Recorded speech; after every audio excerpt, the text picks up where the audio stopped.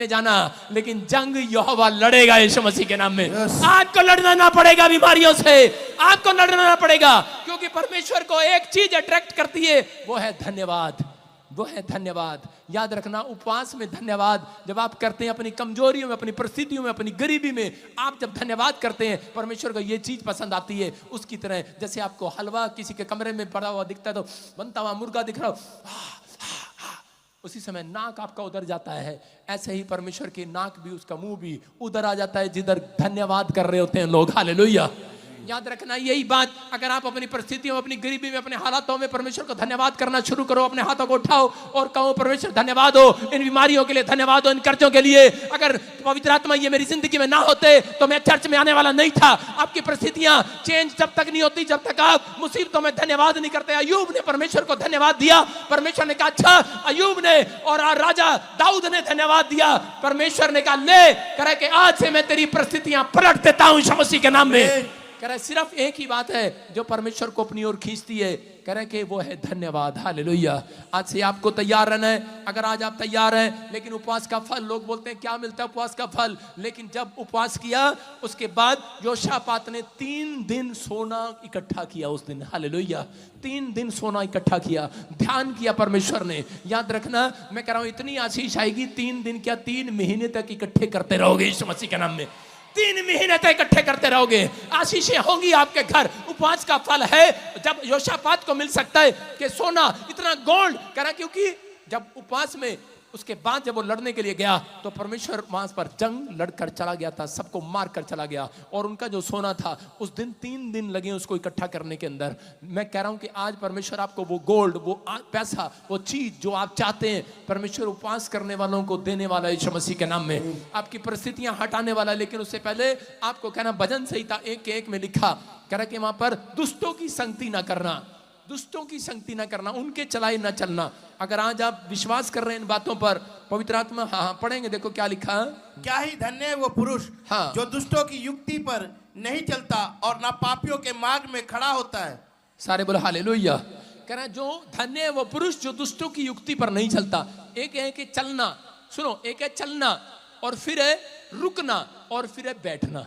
पहले चलते हैं फिर रुकते हैं। देखो बिजनेस पहले चलता है, फिर रुकता है, फिर डाउन हो जाता है, बैठ जाता है। इसलिए परमेश्वर ने कहा ऐसे लोगों के साथ, ऐसे पीपल के साथ संगति नहीं करना, दुष्टों के साथ संगति नहीं करना। इसका मतलब कह रहा वो करते हैं, कहाँ जा रहा, कह रहे यार हम तो चर्च जा रहे हैं। अच्छा, अरे कह रहा इधर आ यार, रुक जा, रुक तो जा। पहले वो वर्ड अपने मुंह से निकालता, रुक तो जा, मैं भी चलूंगा तेरे साथ, रुक तो जा। लेकिन उसके बाद वो उसकी तारीफ करता है, गप्पे शप्पे मारेंगे यार, आज छोड़ परे यहीं बैठ जा, और वो बैठ जाता है। हालेलुया। इसलिए वो बोलता है, कह रहा है कि आज ऐसे लोगों की संगति नहीं करना।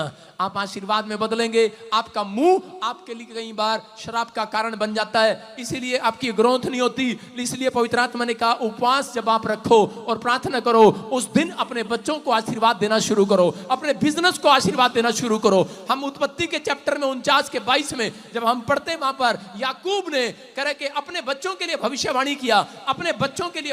उत्पत्ति की किताब 49:22 में देखो क्या करा है, यूसुफ फलवंत लता की एक शाखा होगा।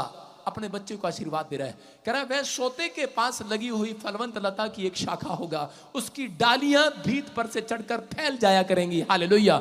इसका मतलब उसने अपने बच्चों को आशीर्वाद देना शुरू कर दिया। जिस दिन आप उपवास प्रार्थना करें उसमें आप आशीर्वाद देना शुरू करें कि मेरे बेटे और बेटियां करें कि वो एक दाखलता होंगे, एक शाखा होंगे, और सोते के पास रहेंगे। जो ऐसा सोता बनेंगे, मेरे बेटे और बेटियां जो उनके पास आएंगे वो भी तृप्त हो जाएंगे यीशु मसीह के नाम में। आज से आशीष दो अपने बच्चों को, मेरा बिजनेस फलवंत होगा, मेरा घराना फलवंत होगा, वो एक शाखा होगी। मेरे पास एक दुकान नहीं, एक बहुत बड़ी फैक्ट्री होगी, मेरे गांव के लोग उसमें काम करेंगे, मैं बहुत लोगों के लिए रोजगार का कारण बनूंगा, मैं बहुत लोगों के लिए आशीष का कारण बनूंगा।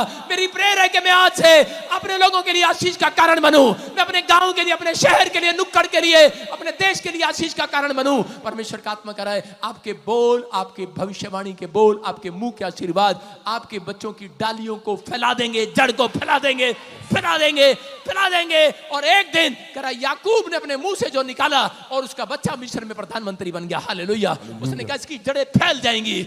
अपने बच्चों को आशीर्वाद दे रहा, उस समय उसका बच्चा भैंस चुगा रहा होगा, भेड़ चगा रहा था, गरीब घर का था। जब वो उसको आशीर्वाद दे रहा था, ये बच्चा जैसे मेरे पास आया कि मुझे 2 करोड़ चाहिए, मैं उसका देखकर लोग हंस रहे होंगे, मजाक उड़ा रहे होंगे, लेकिन मैं कह रहा हूं जा तेरी जड़ें फैल जाए यहां से यीशु मसीह के नाम में। तुम धनी हो जाओ, तुम आशीषित हो जाओ, तुम्हारा घराना आशीषित हो जाए।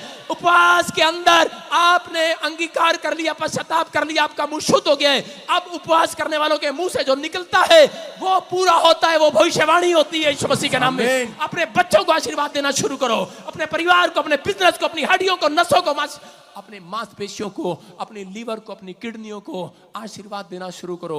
आप कहना शुरू करो परमेश्वर जब तक धरती पर रहूं मैं कोई व्हील चेयर पर ना बैठूं, परमेश्वर मैं कभी भी बेड पर ना बैठूं, परमेश्वर मेरे हड्डे मेरे गोड्डे मेरे मोड्डे मेरे टोड्डे सारे के सारे बराबर रहे जब तक। पवित्र आत्मा जी आप कहना शुरू करो आज से यीशु मसीह के नाम में। परमेश्वर करेगा, लेकिन कब करेगा? जब आप आशीर्वाद करा उपवास के अंदर परमेश्वर से मांगते हैं। यही है तरीका कि परमेश्वर जब उपवास में सुनता है तो वो आपको शुद्ध करके, क्योंकि उस समय आप शुद्ध हो जाते हैं, उस समय आप अपने घराने को आशीर्वाद दो, आप अपने परिवार को आशीर्वाद दो, अपने बच्चों को आशीर्वाद दो। आप आशीर्वाद नहीं देते, परमेश्वर ध्यान नहीं करता। जिस दिन जो लोग उपवास कर रहे हैं, याद रखना अगर वो योशापात की तरफ ध्यान कर सकता है, आपकी तरफ भी आज रात ध्यान करेगा, आपके बिजनेस की तरफ ध्यान करेगा, आपका बिजनेस ग्रोथ करेगा, आपके बच्चे ग्रोथ करेंगे, आपकी सेवकाई ग्रोथ करेगी, हमारी मिनिस्ट्री ग्रोथ करेगी। आमीन बोलने वाले, हम ग्रोथ करेंगे आज रात के बाद। कितने तैयार?